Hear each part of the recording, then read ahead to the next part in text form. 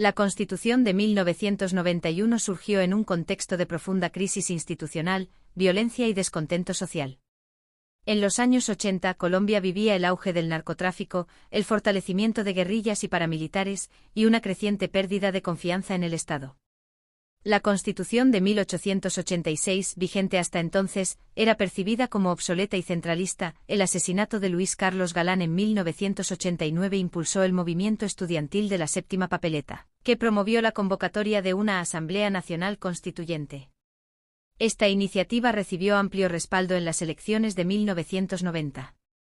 Paralelamente, el gobierno avanzaba en procesos de paz con grupos armados como el M-19, que se desmovilizó y participó en la asamblea instalada el 5 de febrero de 1991. Características principales. Estado social de derecho. Se definió a Colombia como un Estado social de derecho, democrático, participativo y pluralista.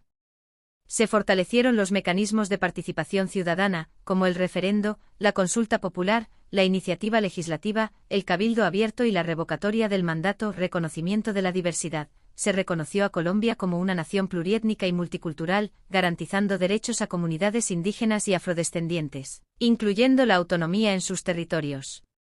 Descentralización. Se promovió la descentralización administrativa y política, otorgando mayor autonomía a departamentos y municipios.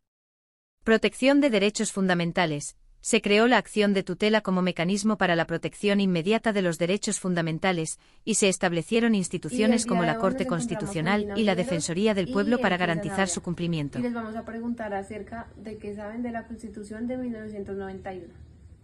La Constitución del 91 entra en vigencia el 4 de julio de 1991 a partir de que se generó la Asamblea Nacional Constituyente provocada del movimiento estudiantil. Aspectos principales que trae la Constitución del 91, que pasamos a ser un Estado social de derecho, pluralista, democrático y participativo.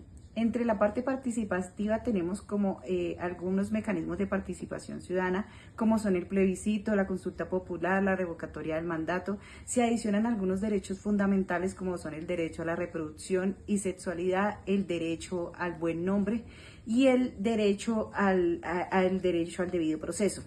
También pasamos de ser un Estado religioso, católico religioso, a tener libertad de culto. En la parte económica pasamos, digamos que se le da como paso a la libertad económica individual sin que afecte la economía general, y se crea la Corte Constitucional que asegura el cumplimiento integral de la Constitución. En esa época Colombia estaba viviendo un momento de muchísima violencia porque estaban los cárteles de Medellín y de Cali en plena guerra con el Estado, también habían varias guerrillas y los cárteles estaban colocando bombas en las principales ciudades, colocaron una bomba en un avión de Avianca, también mataron a 4 precandidatos. Entonces en ese momento la ciudadanía empezó como a exigirle resultados al Estado y el Estado pues no tenía herramientas suficientes para hacer justicia. Eso llevó a que la gente no confiara en las instituciones y ya no confiaran en el Estado.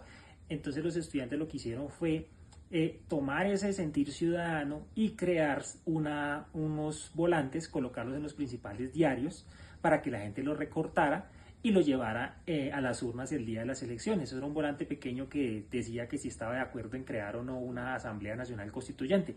Entonces, al comienzo, la registraduría no quiso contar esos votos, pero al ver que eran tantos, porque a lo que los contaron fueron más de 5 millones de votos, entonces pues tuvieron la obligación de crear la Asamblea Nacional Constituyente, la cual fue formada por el Partido Liberal, Partido Conservador y las guerrillas que en ese momento se estaban desmovilizando.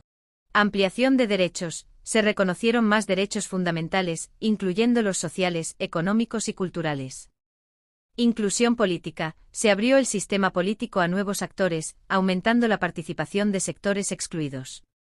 Fortalecimiento institucional. Se crearon y reformaron instituciones para mejorar la justicia y la protección de derechos. Desigualdad persistente. A pesar de avances, continúan la pobreza y la desigualdad social. Fragmentación política. La proliferación de partidos ha dificultado la gobernabilidad. Descentralización limitada. Muchas regiones no tienen los recursos ni capacidades para ejercer su autonomía plenamente.